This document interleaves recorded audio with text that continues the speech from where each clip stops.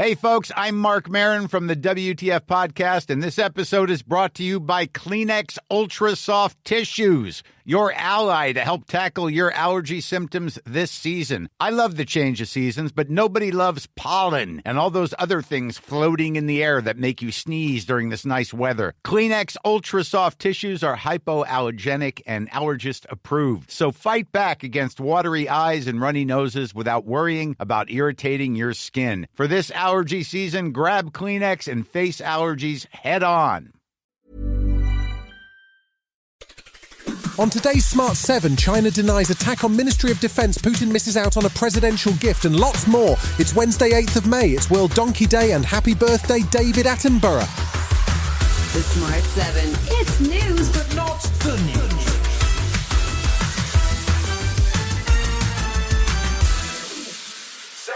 Sky News broke a story on Monday night that hackers connected to the Chinese state appeared to have penetrated the Ministry of Defence's payroll system. If true, it would be a potentially catastrophic security breach, and Defence Secretary Grant Shapps gave more details in the Commons on Tuesday night. The breach appears to have exposed payroll details for Army, Royal Navy, RAF personnel and some veterans, and Grant Shapps says that a payroll contractor appears to have been targeted by a state actor. Prime Minister Rishi Sunak says that the issue has been dealt with. I do want to reassure people that Ministry of Defence has already taken action in removing the network offline and making sure that people affected are supported in the right way. China is not admitting to any attack, calling the accusations completely fabricated and malicious slanders. Foreign Ministry spokesperson Lin Jian says there's no grounds for the allegations. Relevant remarks of the UK politicians are absurd.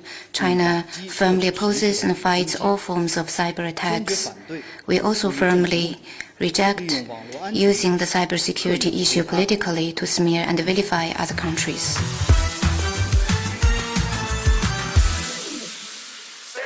Israel took control of the Rafah border crossing on Tuesday as part of an operation that is intended to eliminate Hamas entirely, according to Israeli Defense Minister Yoav Gallant. The fact that the Rafah crossing is now under IDF control may have serious implications in terms of the flow of humanitarian aid into the Gaza Strip, and Francis Leach from ActionAid UK says action needs to be taken. We've been told for weeks now as aid agencies that both the US and UK government have said that an invasion of Rafah simply cannot go ahead. And now that we've seen that this invasion has gone ahead, we will be begging at the door of the government for them to do something about this. Israel has at least sent a delegation to Cairo for peace talks, which are due to resume on Wednesday. Hamas had accepted a ceasefire proposal on Monday, but Israel wasn't happy with the schedule for the release of hostages. Further negotiations could take weeks, even as a Rafah assault gets underway. Tommaso Della Longa is a spokesperson for the International Federation of the Red Cross, and he says that the situation is terrifying for those sheltering in Rafah. The situation it's really deteriorating. Mainly there are hundreds of thousands of people who are fearing what's next, and they really don't know where to go and where to find safety, if there is any safety in the Gaza Strip.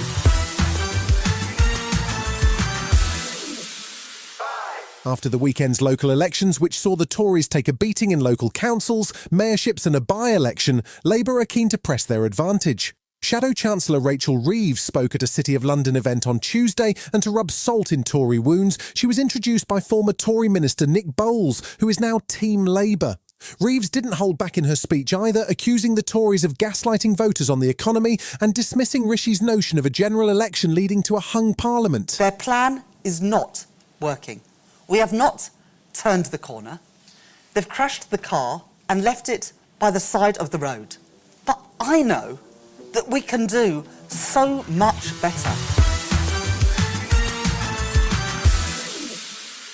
Ukraine announced on Monday that it had foiled a Russian plot to assassinate President Volodymyr Zelensky. 2 Ukrainian colonels had been recruited by Russian spy agency the FSB to kill the president as a gift for Vladimir Putin, but the plot was uncovered in time. Even without a surprise gift, President Putin was sworn in for an historic 5th term on Monday, which could see him in power for more than 30 years, surpassing even Stalin. He swore an oath on a special edition of the Russian constitution, which is bound in red leather from the skin of a monitor lizard. His speech promised victory for the motherland in a ceremony which was boycotted by many European nations. This has a great significance. I see the understanding of our historic role to defend our choice, to defend our freedom, and to defend the national interests of Russia. Still to come on the Smart 7, the first Champions League final spot is secured and why Hannah Waddingham didn't love Australia. Right after this.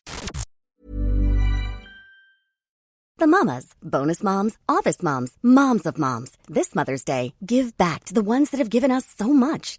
1-800-Flowers helps you celebrate all your amazing moms with handmade bouquets, sweet treats, gourmet food, and one-of-a-kind gifts. Ordered easily and delivered fresh. For a limited time, you can save up to 40% off Mother's Day bestsellers at 1-800-Flowers.com/ACAST. Don't wait. Order today and save up to 40% at 1-800-Flowers.com/ACAST.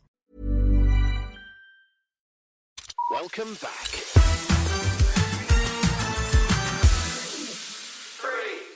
Tuesday saw the first spot in this year's Champions League final confirmed. Dortmund booked their place for the Wembley final on June 1st with a narrow 1-0 win in France. They were 1-0 up from the first leg and they managed to double their advantage in the second leg, knocking out French champions PSG. Meanwhile, the aftermath of designer Adrian Newey's plan to leave Red Bull continues to cause shockwaves through motorsport. 2025 is shaping up to be a dramatic season with Lewis Hamilton moving to Ferrari, but 2026 will see more new regulations come in. The man of the moment spoke to Sky Sports, and it certainly sounds like he's planning to be working somewhere new. As a designer, you first look at what they might be, and at some point you have to ignore that and just get on with the challenge of it. And I'm sure 26 will be another big challenge. Whether I'm part of that or not, I really don't know. But for those involved, it'll be a big challenge.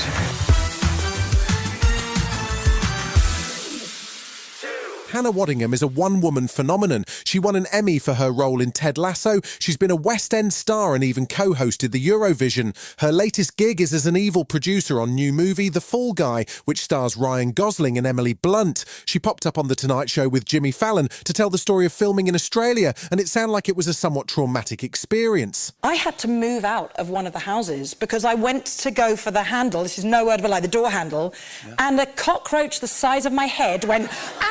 And I rang the producers and I was like, I'm so sorry. I'm going to be a delicate, little English girl and go, please get me out of here, because it was intense. Yeah.